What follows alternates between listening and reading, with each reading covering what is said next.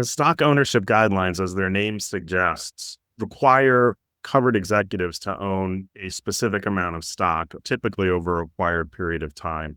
And the reason companies adopt stock ownership guidelines or requirements are really to further align management's interests with those of shareholders.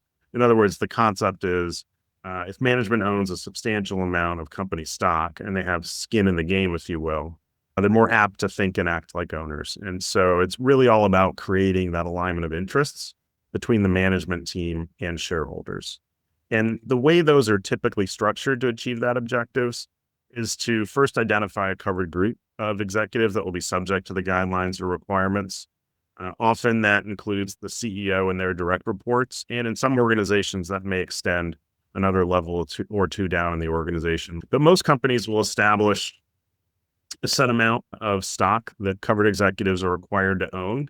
That ownership requirement or guideline typically tiers down within the covered group of executives, with each tier having a set amount of stock that they're required to own.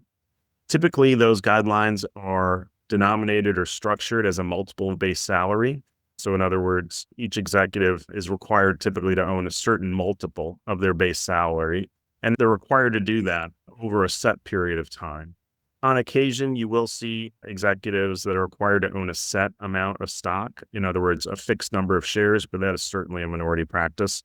The predominant practice is to denominate guidelines as a multiple of the base salary.